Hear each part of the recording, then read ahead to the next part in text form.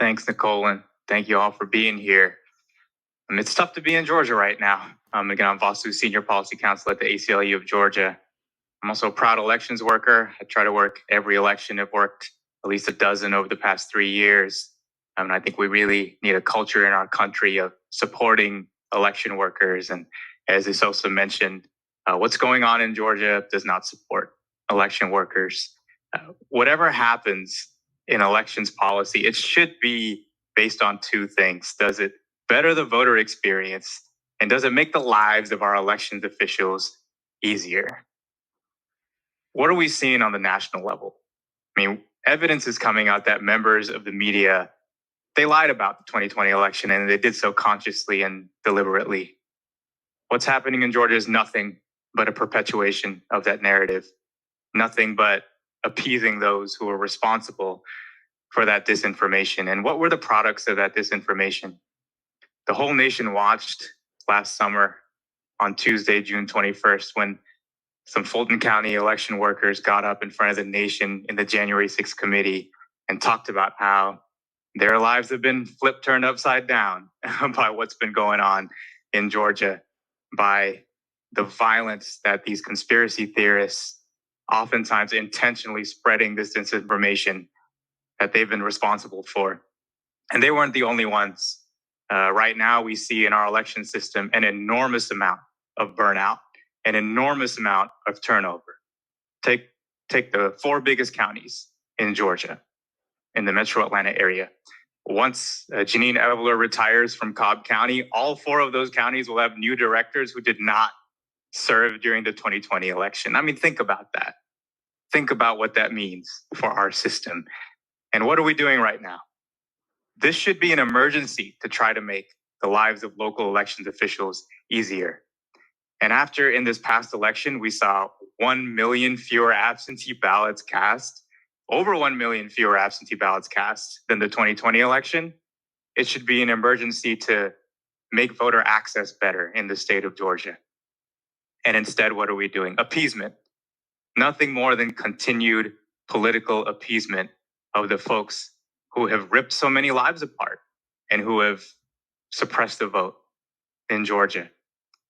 We have to do better. I mean, underlying this bill is a perpetuation of a false narrative and an attempt to disenfranchise a subset of voters who move frequently. Who are the voters who move most frequently? They're voters who live in urban counties. They're young voters, lower income voters. These are the voters, for example, that are most likely to file a change of address because they're moving or either living somewhere else temporarily, because that's how their lives work. Think about when you were students. When I was a student, I moved around, for example. A lot of folks are in that situation. And what's going to happen now? You know, if this bill were to make it into law, that means every single one of those people has to answer to a voter challenge. That's how it's going to work.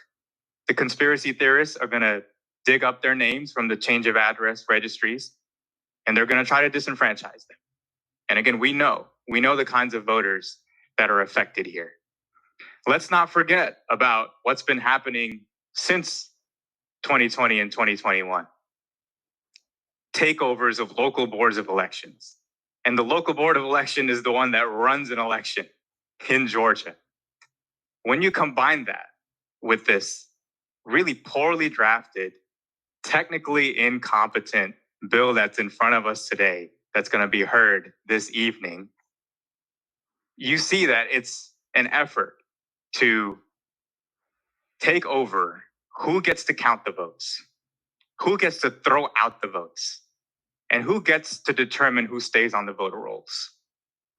Once you wrap up folks in voter challenges, you wrap them up in banning private funding from local elections offices, despite the fact that we don't ban any of that funding from local law enforcement, from local sheriff's offices in Georgia. We have an understanding in Georgia that local government needs to do whatever it can in order to actually execute its functions.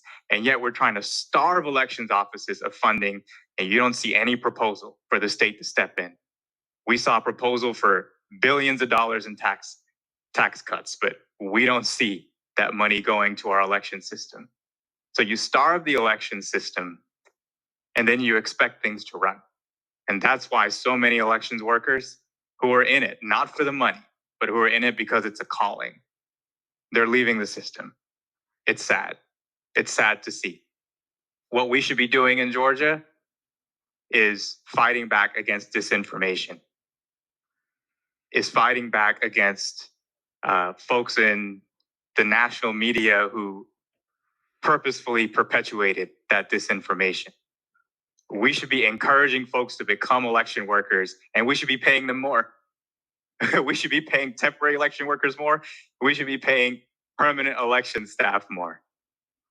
And we should think about how to make this voter experience better. We already saw a 98-page catastrophe a couple of years ago that was meant to appease conspiracy theorists in Georgia. We can't do this again. Georgia's important.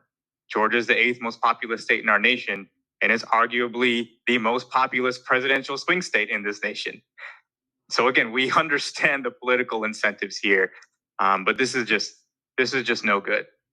What we need to do is make the lives of elections officials better. What we need to do is to make the voter experience better. And what we need to do is end the appeasement of conspiracy theorists in Georgia. And the bill that's in front of us right now, that's all it does. It's appeasement. Thank you.